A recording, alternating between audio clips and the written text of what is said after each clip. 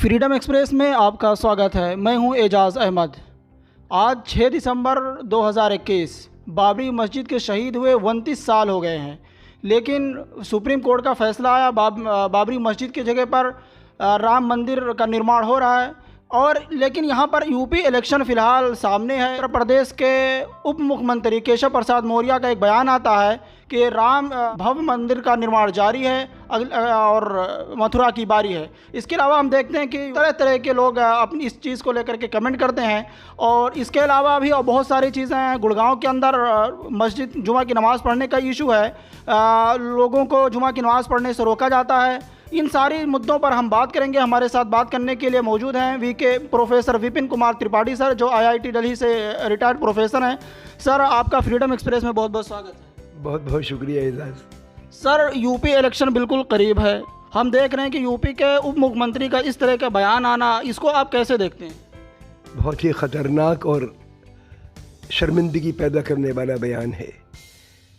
मुख्यमंत्री को और उप मुख्यमंत्री को, पूरी हुकूमत को समझना चाहिए कि वो भगवान के भेजे हुए दूत नहीं हैं। वो मज़दूरों, कारीगरों और किसानों की मेहनत पर चलने वाली हुकूमत है। इनका फ़र्ज़ है कि आवाम को ज़लील ना करें, हिंदू मुसलमान के फ़िरके पैदा ना करें। हिंदू मुसलमान अलग अलग कौमें नहीं हैं। हिंदू मुसलमान मुकम्मल इंसान हैं, दोनों के दोनों, और एक ही आवाम है। वही मजदूरी करते हैं, वही खेती भी करते हैं, वही दस्तकारी करते हैं और अपनी मुसीबत ज़दा ज़िंदगी में सुकून पाने के लिए इबादत करते हैं। इबादत के अड्डे सारे के सारे देश और दुनिया में इन्हीं लोगों ने बनाए हैं। ये बात दीगर है कि 3000 साल तक जो मंदिर इन लोगों ने बनाए, उसमें इबादत की जगह नहीं उनको मिली। बड़ी बड़ी मस्जिदें ज़रूर बन गई पिछले कई सालों में, लेकिन आम मजदूर को तो उसमें जाने का मौका ही नहीं है। वो भी बेचारे अपने गांव, कस्बे, नगर में जहाँ कोई इबादत गाह मिल जाती है, नमाज अदा कर लेते हैं। बाबरी मस्जिद में भी आम लोग नमाज अदा करते थे। वहाँ पर कोई दिल्ली का बादशाह या कोई नवाब नहीं जाता था नमाज अदा करने। आम लोगों की इबादत की जगह थी। और वहाँ पे नमाज अदा करने वाले क्रांतिकारी लोग भी थे, जिन्होंने 1857 की आज़ादी की जंग में बेगम हजरत महल की रहनुमाई में शहादत दी थी। लगभग 1 लाख लोग शहीद हुए, उसमें मेजॉरिटी तो मुसलमानों की थी पूरे अवध क्षेत्र में। हम जलील किसको कर रहे हैं? 6 दिसंबर की तारीख 1992 में हमारे सारे के सारे बुज़ुर्गों पर और हमारे हिंदुस्तान के अवाम पर जो जिंदा हैं, जो मेहनत मजदूरी करके पेट भरते हैं और मुल्कों को खिलाते हैं, उनको जलील करने का दिन था वो। और आज इसके पीछे अगर आप ताकत देखो तो किसकी ताकत थी? कौन थे वो लोग?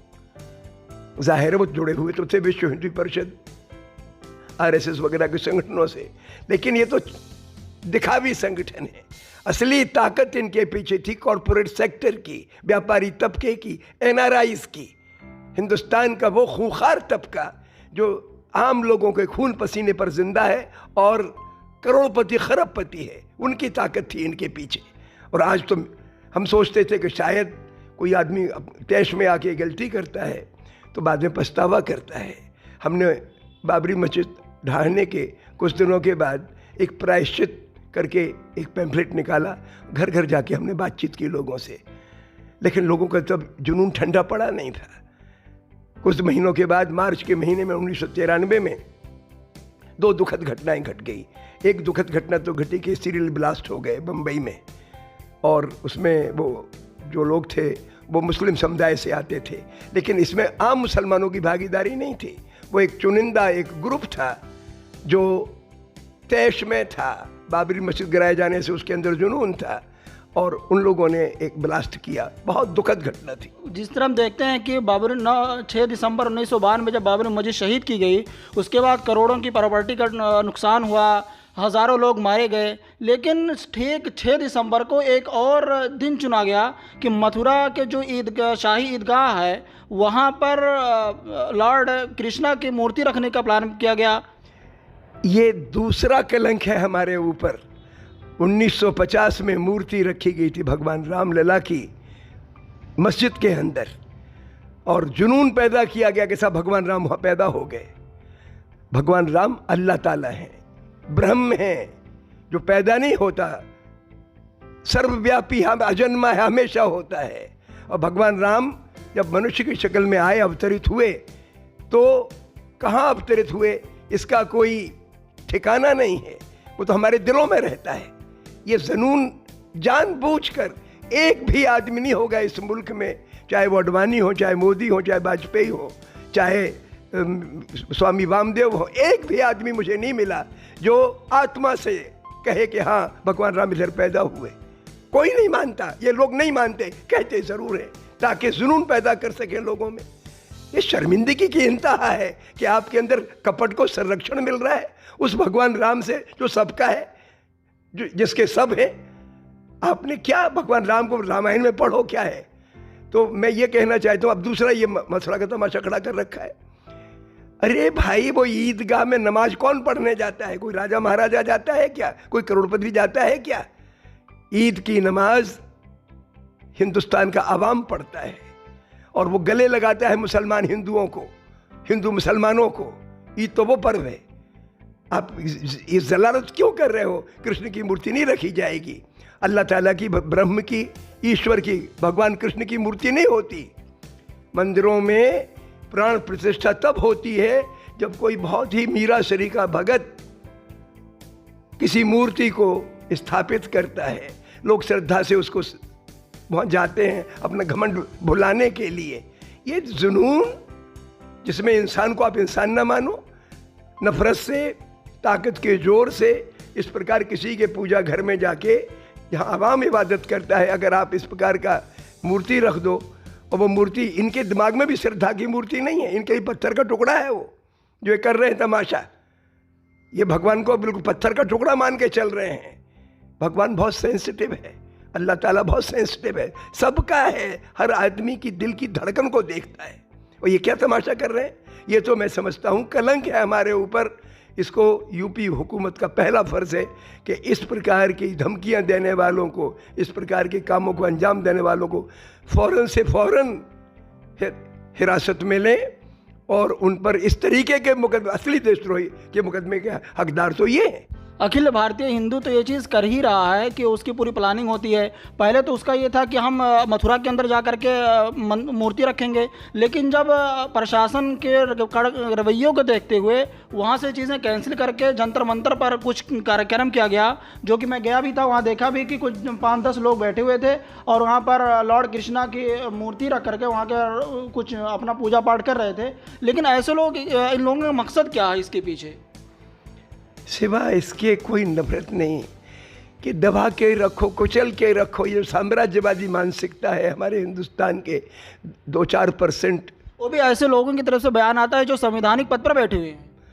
ये सारे के सारे जालिम लोग हैं।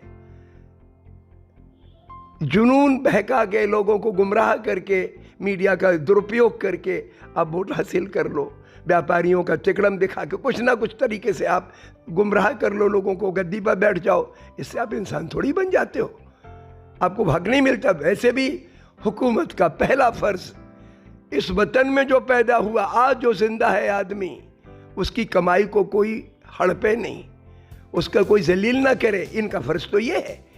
इसको हटा के ऐसी वारदातों को वो अंजाम दे रहे हैं, और उनका ग्रोह अंजाम दे रहा है जिससे कि लोग जलील हो, मरे और अपनी बुनियादी ज़रूरतों को पूरा न कर सकें। इससे घटिया चीज़ क्या हो सकती है? लेकिन सरकार को तो इससे फ़ायदा हो रहा है ना। तो सरकार को फ़ायदा नहीं हो रहा है। सरकार में बैठे जो मंत्री वगैरह हैं या जो पॉलिटिकल पार्टी, उसको फ़ायदा हो रहा है। सरकार माने एक सिस्टम ऑफ गवर्नेंस, वो मिट्टी में मिल रही है, उसकी जड़ें काट रहे हो आप उसमें बैठकर। उसकी ताकत क्या है? उसकी ताकत, सरकार की ताकत या सरकार का फ़र्ज़ क्या है? सरकार का फ़र्ज़ है ट्रांसपेरेंट होना, धौंस धपट का राज नहीं चलाना, कायदे कानून का निज़ाम चलाना। ये काम होता है सरकार का। ये सरकार तो, ये जो सरकार में बैठे लोग हैं, ये सरकार की ही जड़ें काट रहे हैं, प्रशासन की जड़ें काट रहे हैं। बहुत गलत कर रहे हैं। जी बिल्कुल, प्रशासन इन सारी चीज़ों पर एक्शन नहीं ले रही है। यही एक सिलसिला देखने को मिलता है गुरुग्राम के अंदर कि जब जुमे की नमाज, पहले तो जुमे की नमाज़ पढ़ने नहीं दी जाती है, लास्ट हफ्ते जब जुमे की नमाज़ पढ़ी गई तो वहाँ पर कुछ अखिल भारतीय हिंदू सभा के लोग आए और वहाँ पर विद्रोह करना शुरू कर दिया। बेटे, एक तो बात मैं कहना चाहता हूँ कि हिंदुस्तान में अतिवादी लोग हैं, लेकिन वो बहुत थोड़ी तादाद में है। उनकी तादाद होगी मेरे ख्याल से पूरी आबादी का 1% से कम, लेकिन वो इतने वोकल हो गए हैं क्योंकि मीडिया का सपोर्ट है और हिंदुस्तान का जो कॉरपोरेट एलीट है, जो अफसर वर्ग है, उसका सपोर्ट है, इसलिए ताकत उनकी बढ़ गई है। असली ये तो मामूली लोग हैं जो डिस्टर्ब करने पहुंचते हैं और ऐसे लोगों पे काबू पाना बहुत मुश्किल नहीं है। लेकिन सबसे बड़ी दिक्कत ये है कि इनके पीछे जो ताकत है, ऑर्गेनाइज्ड कैडर या ऑर्गेनाइजेशन की ताकत है, जो हुकूमत चला रही है केंद्र में और कई राज्यों में, और व्यापारी वर्ग को की इनको मदद है, असली खौफ तो वो है। तो हमारा निशाना इन लोगों को तो हम बच्चा कह के माफ़ भी कर सकते हैं कि आप ये किस पागलपन में उलझ गए, आप तो मुकम्मल इंसान हो, आप ही हमारे लिए कृष्ण हो, आप एक कृष्ण बन के तो रहो, आप इसकी घटिया काम में उलझ गए। अपने गरीब देशवासी को जो भगवान की ही औलाद है उसको आप शर्मिंदा करने के लिए, डराने के लिए, आतंकित करने के लिए ये काम कर रहे हो। तो मैं चाहता हूँ कि इन बच्चों को मैं कहूँ कि बेटे तुम कर क्या रहे हो और किसके इशारे पर कर रहे हो या किसके शह पे कर रहे हो। जिनकी शह पे कर रहे हो ज़्यादा कसूरवार तो वो है। जी बहुत बहुत शुक्रिया। तो ये थे प्रोफेसर विपिन कुमार त्रिपाठी जी, जिनका सीधे तौर पर मानना है कि ये जो चीज़ें हैं ये हिंदुस्तान की आत्मा के ख़िलाफ़ है, ये हिंदुस्तान की आत्मा को तोड़ने वाली चीज़ें हैं। और नौजवानों से सीधा सीधा इनके सर की अपील है कि नौजवान हिंदुस्तान जो ये नफ़रत वाली पॉलिटिक्स है इससे अलग रहें और अपने आप को एजुकेशन से जोड़ें, अपने आप को हिंदुस्तान के साथ जोड़ें। बहुत बहुत शुक्रिया। लास्ट में जाते जाते मैं आपसे एक ज़रूर अपील करना चाहूँगा कि अगर आपने अभी तक फ्रीडम एक्सप्रेस को लाइक नहीं किया है, सब्सक्राइब नहीं किया है तो ज़रूर सब्सक्राइब करें।